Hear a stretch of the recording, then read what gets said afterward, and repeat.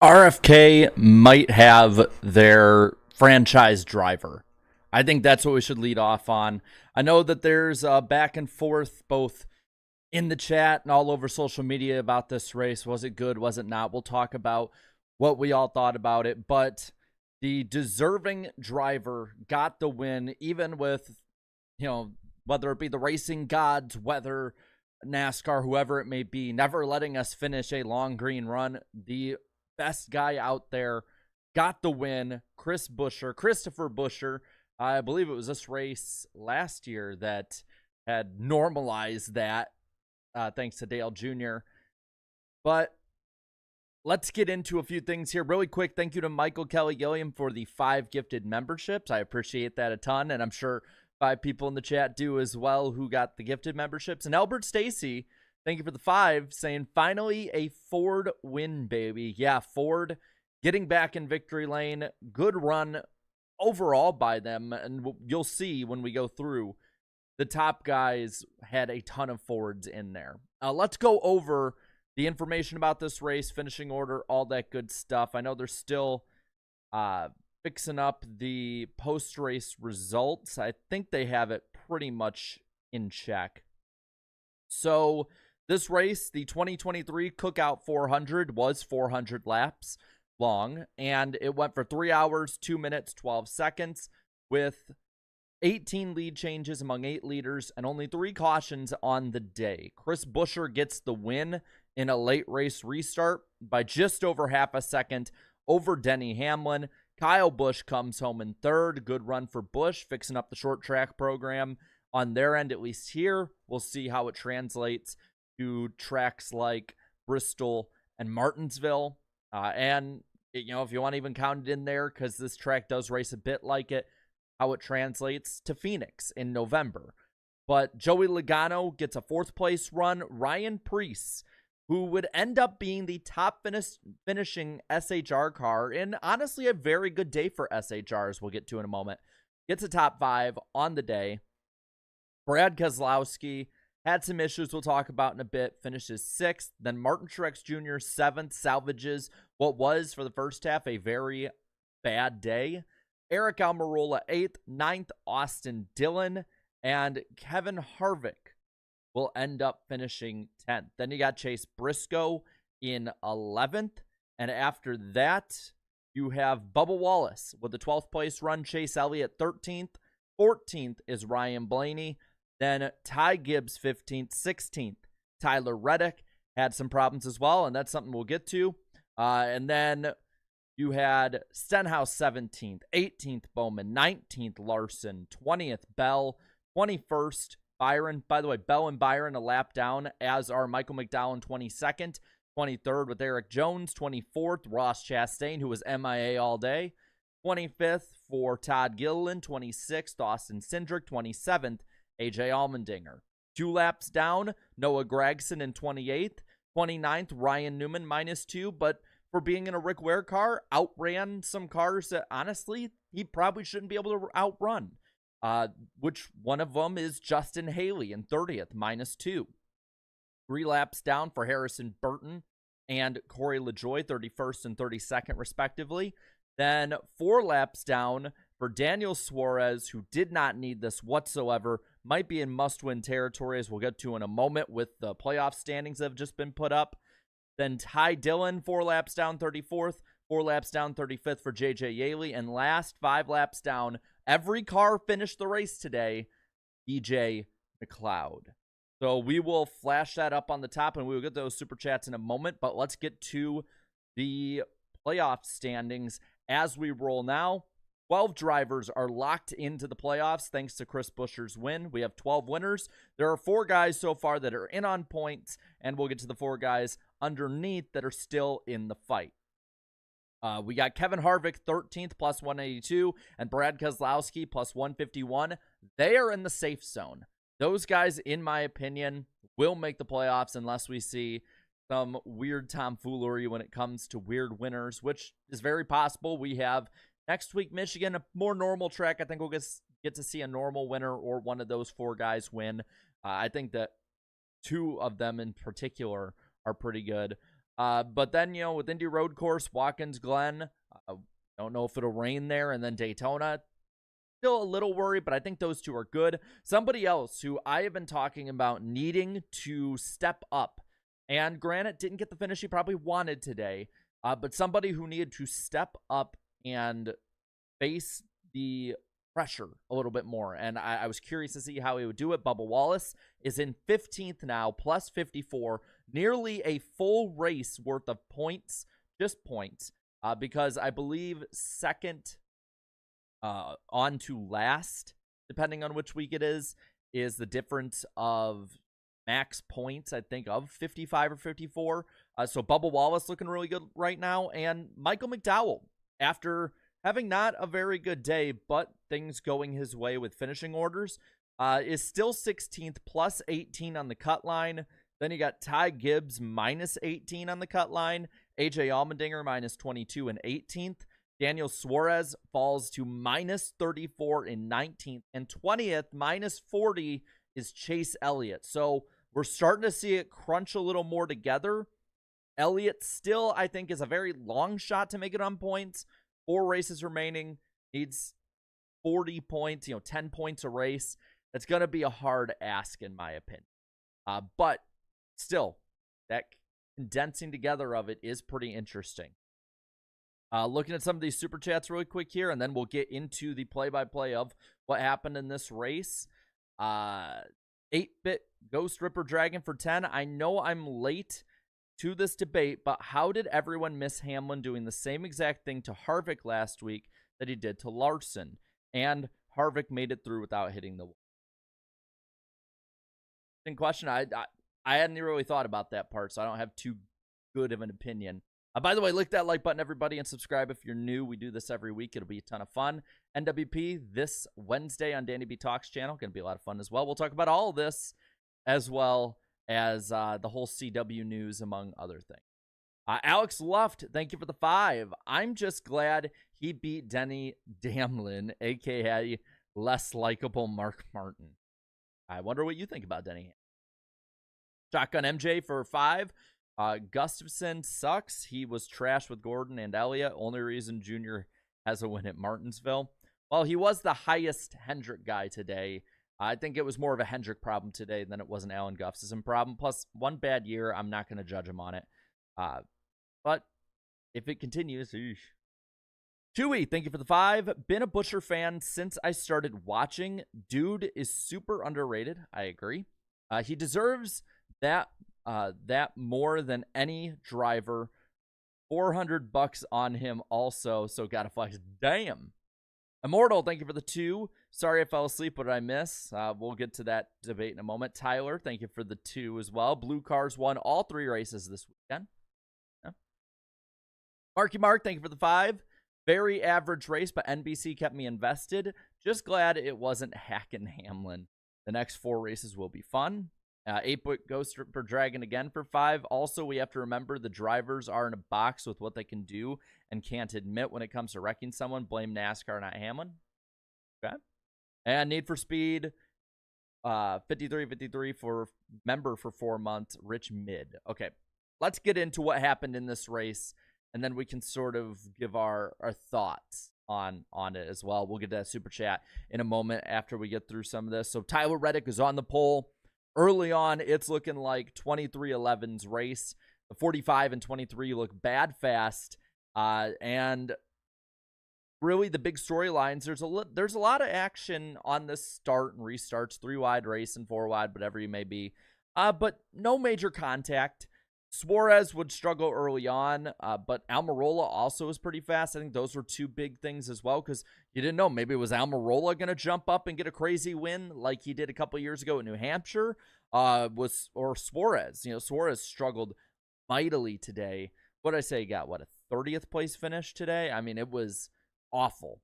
The only time they showed him on TV was just to talk about how bad he was doing, which was pretty crazy to see. But the stage ends with Reddick winning it. Then Bubba Wallace in second. So 1-2 for 23-11.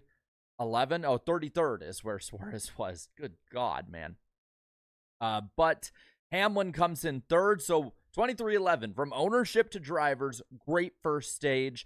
Chase Elliott gets some stage points, 7 to be exact, finishing 4th in stage 1. Then Harvick in 5th, 6th was Priest, 7th was Byron, 8th Denny Hamlin, then not Denny Hamlin, Eric Almirola. I was looking ahead there. Brad Keselowski, 9th, and 10th is Ty Gibbs getting a stage point. So around the start of stage 2, it became evident that the top line was coming in. That was going to be one of the more dominant areas to be throughout maybe the middle part of a run, give or take. And you could see that on the restart where Bubba Wallace took the lead on that outside. Again, looked like he had some race-winning speed early on. Ultimately did what he needed to do to help him with the playoff push. But on lap 122, you start having the strategy. And that's really the big name of the game for the first 2.5 stages.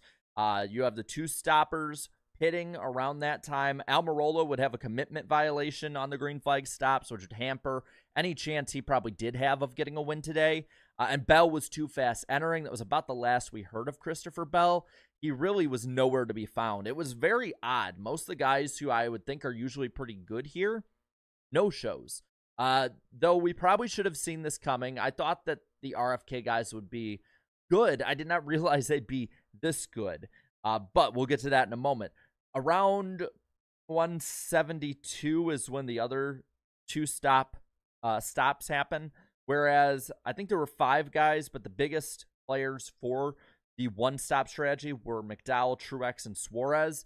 Suarez, again, dropped off the face of the earth. McDowell tried to hang on, ended up getting lapped, mired him in the back. He could never recover. Truex is the only one who could maintain, and the only one-stop guy, I think, who was on the lead lap before that caution happened. So, not a very good run there. And some other notes from these cycles, shockingly, absolutely shockingly, Bubba Wallace's pit crew sucks again and screws up. But from there, really, all you have to talk about in stage 2 is that McDowell falls a lap down because of the ill-thought-out strategy or ill-performed strategy. And he doesn't even get the lucky dog either because the 48 of Alex Bowman holds off Kyle Larson, keeping those hopes alive and ultimately getting a better finish than he probably would have because of it. But Brad Keselowski and Chris Buescher 1-2 with Keselowski getting an extra stage or a playoff point with the stage win. And at this point, it is RFK versus 23-11 because in 3rd, you have Reddick, and 4th, you have Bubba Wallace, and Hamlin's in 5th. So you have basically two teams. Yes, JGR with Hamlin, but ownership of 23-11 with Hamlin as well, getting the top 5. 6th is Kyle Busch. 7th, Ryan Preece.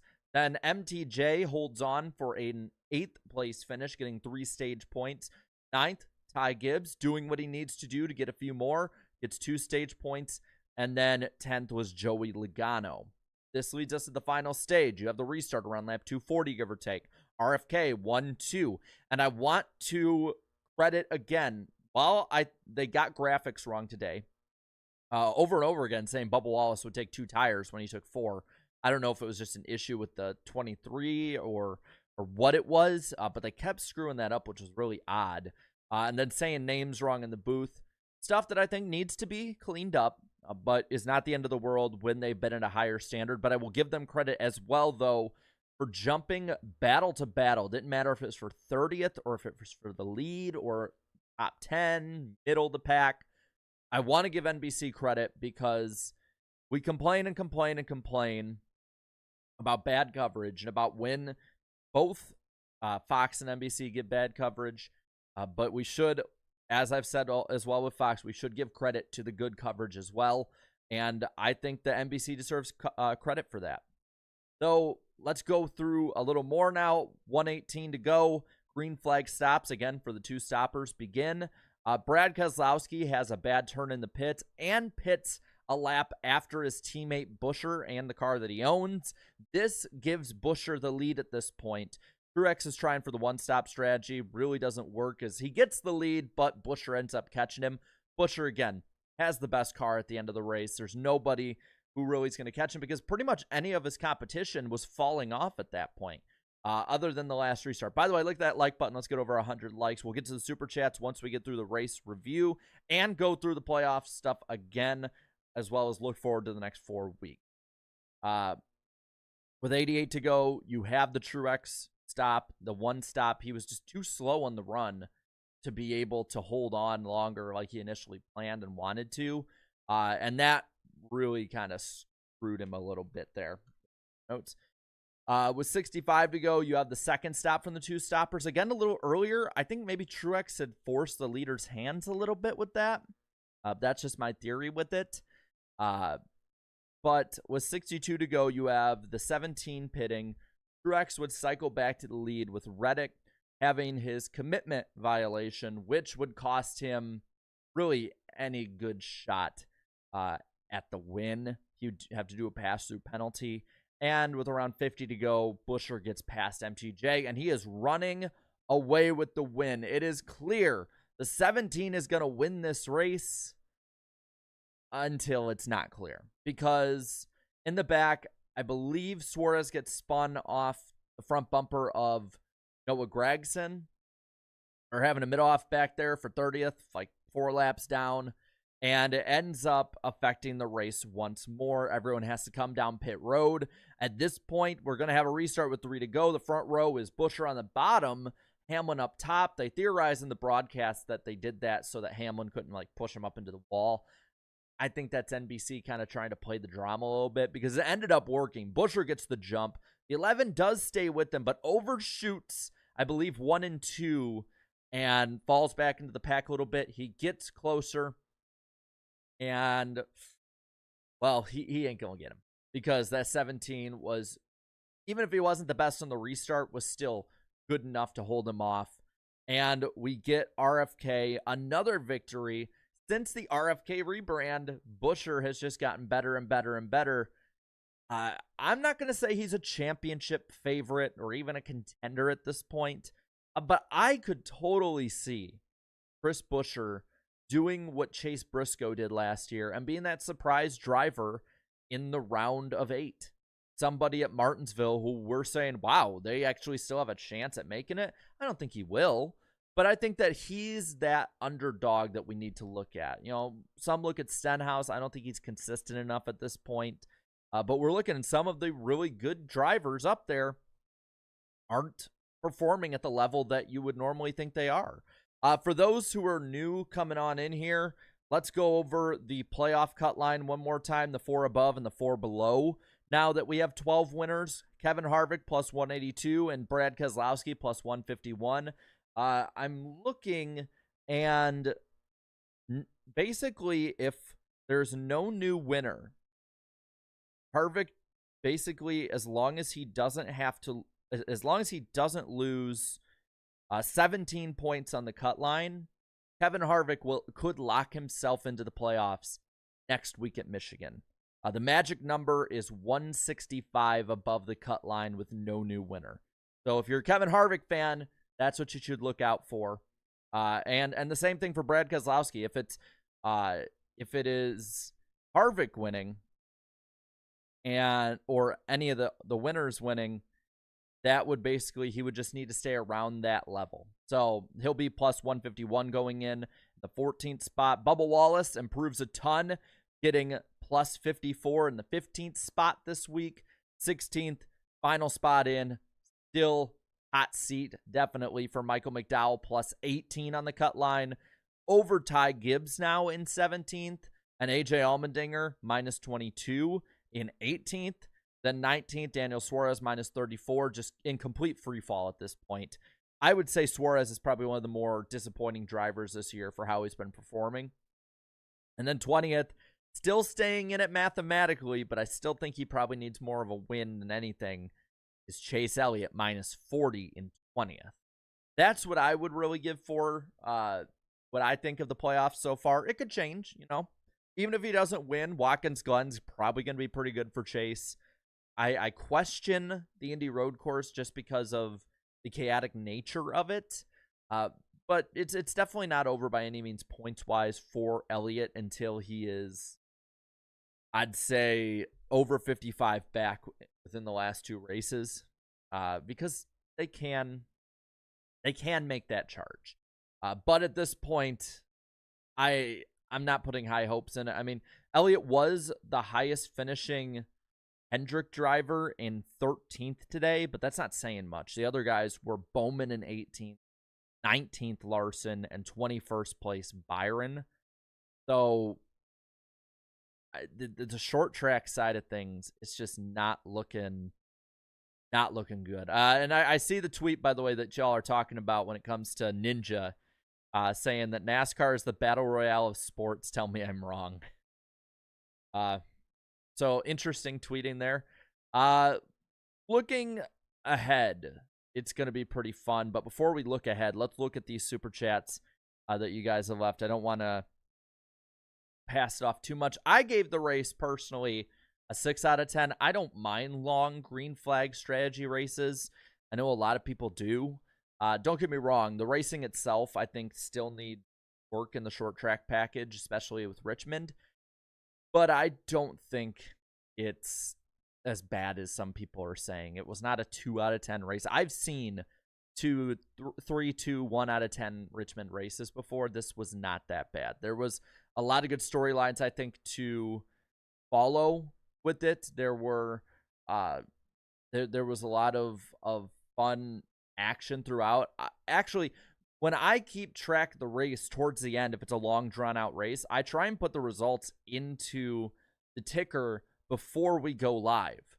And it was hard because even after they pitted, there was tons of passing because of the different tires for guys on the lead lap down, 2, 3, 4, 5 laps down.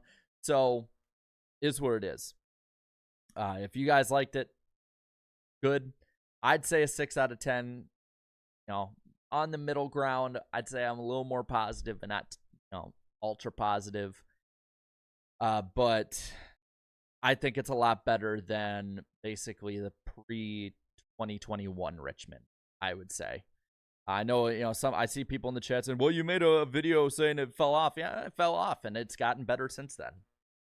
CBB, thank you for the 5, by the way. All the SHR cars finished top 11. NASCAR better spend a little extra time checking the ducks during technical inspection. That would suck. That would suck if they got caught cheating after a good run. Cameron Andrews, thank you for the $6.99 Canadian. Happy for Busher. Great driver who always has been overlooked and deserves more wins. And I think he could be a future championship contender. I think so too. I think RFK, in my opinion, is about a year away, year 2 away. They need to start winning more races before they can be truly considered championship favorites and contenders. I think he's still on that fringe right now, but the consistency is there. I think he is probably one of the top 5 most consistent guys out there for the equipment given. I mean, if he's racing up there with guys like Penske guys and Hendrick guys and JGR, you got to give credit where credit's due. RFK's gotten better, but they are not to that elite level they used to be. I would say, I'd say this is probably the best they've looked, though, since 2013 or 2012, 2013-ish as a team. RFK is immensely improved, even compared to last year, but especially compared to about the last decade. Marky Mark, thank you for the 2. Let's just say it. Elliott has Watkins Glen left, and I still don't think Watkins Glen is a surefire, I don't even know if he's the favorite going in. I think he's one of the favorites, but if you're an Elliott fan, you got to start getting real nervous. If you're a Bowman fan, I see the bad seasons Alex Bowman. If you're a Bowman fan, you got to be praying for a rain win, a strategy win, because I don't think that 48 has it. I still think, yes, Bowman had a struggle last year, a slump in the summer, but I still think that the driver is not 100% after that injury. It reminds me of Denny Hamlin. Back in 2013, Denny Hamlin had his back broken at Auto Club Speedway. He came back. He was on that far end. Maybe he'd make the playoffs if he could somehow get to the top 20, but he was by no means the same driver until about the end of the season. And I've said it before, but in May when I was at Richmond up top the box of the 78 looking over at the 48, when he was climbing up there, walking around, he was and this is a week or two, so I would say before he comes back, maybe the week before, he was just gingerly walking, and you could tell he was uncomfortable just being upright. So yeah, Bowman did say he was 90%. I wouldn't even be surprised if he's less than 90%, because there's only so much that you can give on the PR side of it. But that's at least where I'd go with it. Quick reminders on a few things really quick. We got the NWP on Danny B's channel this Wednesday, 8 p.m. Eastern time. Going to talk all about this, playoffs, everything. NWP 400, our iRacing event, is on IDK Players channel August 22nd, so be sure to check that out. It's going to be a ton of fun. What else you got in here? I'm looking through the chat right now. I want to see what else you thought. There wasn't really too big of storylines to talk about with this race. I honestly, while I didn't not enjoy it, while I thought it was fun at least, I didn't really, I thought it was probably the least entertaining race of the weekend. Even if I like the strategy aspect of it, though it's hard to have strategy, as Truex is the only one who effectively had a one-stop strategy. It's hard to have strategy when there's not many cautions to space it out and spice it up. Richmond to one race a year. I guess I'll ask you guys that one. You know the ISC track I want. Should Richmond be one race a year? I'm almost certain it won't be one race a year next year. But it's interesting to ask about that. I know I would love Chicagoland to come back. It's hard, I think, at this point to make an ISC track go to one race a year that isn't that's two right now, just because you then have to run into the problem of also filling the Auto Club date too. You're starting to have to fill dates that you can't. I'm almost certain Road America is an Xfinity only going forward. So yeah. Fred Dog 81 for 5 says Logano says the track masked a lot of our weaknesses. Does that mean he admits Fords are lesser manufacturers compared to the other two? I would say in a way, yeah. Not to necessarily say that Ford is, overall horrible, but Ford is lacking behind, I think, Chevrolet and Toyota at this point. They're making strides. They're getting better. But one race or one type of track getting better does not mean that Ford is automatically right up there with the Chevys and the Toyotas. I think that there's a real big disconnect that some fans have where I think fans in a lot of ways are very short-sighted with success. We see a driver do really well in one race, and then we're like, oh my God, they're the hottest thing since, sliced bread or the best thing or whatever. Case in point being Ryan Blaney's win in the Coke 600. People are saying championship contender. He's right up there in the top, 3 guys out there, and he's been nowhere to be found competitively since then. So I want people to curb their enthusiasm a little bit when it comes to the Ford is back. They're making strides, and I think they will be more competitive as the year goes on. But I think that when he says that it masked a lot of our weaknesses, it's true. I think they excel at this type of track right now. If you're asking me, and this is crazy to me because I never thought I'd say it. If you're asking me, I'd say right now, though, consistency-wise, unless he falls off, I think Chris Buescher might be the best Ford driver right now. I know it's weird to say. I know you got Blaney as a Ford driver. I know you got Logano, and Logano, I think, is right up there with them. I think they're 1A and 1B right now. But Buescher has quietly put together a very solid season. Even if he's not top 10, it's not like it's a disaster. There was a reason that he was above Keselowski for most of the year in points. So I don't think it's a crazy take to say. It's not a hot take. It will definitely not be my hot take this week. And if it's anyone's hot take, I think that I think it's a very lukewarm hot take, because I don't know if I can say RFK is the best. I think as total, RFK might be at the moment the best performing Ford team, but the best driver right now is the 17 driver of Christopher Buescher. I'm not gonna say they're all the way back, but they're doing a lot better than I thought that they would. Looking in the chat, I see some agreeing, some disagreeing, saying Logano, Keselowski. I disagree. I think that the 17 consistently has not been as bad when everyone else is bad. Harvick, yeah, sure, you could say he's up there. But at the same time, Harvick, I don't know what to say about Harvick's just that step behind. You can tell whether it's a team or the driver. I think the team's about as mid as they've been. I think that Harvick's just a step off just because he's getting older. It's his last year. Looking in the chat right now. Let's see what else we got here. Blaney hit or miss. Yeah, I agree. McDowell is the best Ford driver. I wish that the 34 team, I think, blew a lot of good chances. I don't think they were great by any means, but I think they easily could have had at least 5 or 6 spots higher. And if they miss out by 5 or 6 points come cut time, you think you got to look back at the bad strategy they put at this race. Because, yeah, they're 18 points above Gibbs right now, but I think Gibbs is coming on stronger. He's going back to tracks that he's raced at before, especially when you look at Michigan and how well he ran there early last year. Ty Gibbs could be a threat to win next week. And that would flip everything on its head. At this point, that would mean Bubba Wallace, because I think the fight still is for that 15th spot. I think we might get one new winner outside, whether it's AJ or Chase or maybe Bowman or Ty Gibbs.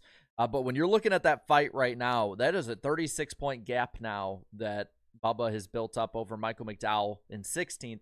I think that's your fight you're going to be looking at moving forward. Until the checkered flag flies at Daytona, the gap between whoever is 15th and 16th needs to be the one we watch more carefully. Yes, the gap we have right now might and maybe even probably will end up being that fight that we have for the final spot. But you cannot be too sure. Ty Gibbs, I think, will be very good at Michigan next week. You need to watch him. He might not be great, but the Toyotas were fast last year, especially 23-11. Bubba might win. You might have another win given to Reddick or to maybe Harvick. Harvick was and has always been pretty good at Michigan. So the 16 last year was good at Michigan with Noah Gragson. How is it going to be with AJ Allmendinger? So it's not in any means done yet, I would say. But about covers it. It again, very when it comes to major events, uneventful race, but I think instrumental in the picture that we're seeing moving forward. 4 races left of the playoffs. We got Michigan next week, Xfinity and Cup. We also have the NWP on Danny B's channel on Wednesday. That's going to be a ton of fun, 8 p.m. Eastern time. And we got videos all week, so that'll be fun too. We'll be back post-race next week after Xfinity and Cup at Michigan. So until then, and until tomorrow when we have video out, all that good stuff, have a good one. Have a good night, everybody, and I will see you later. Bye.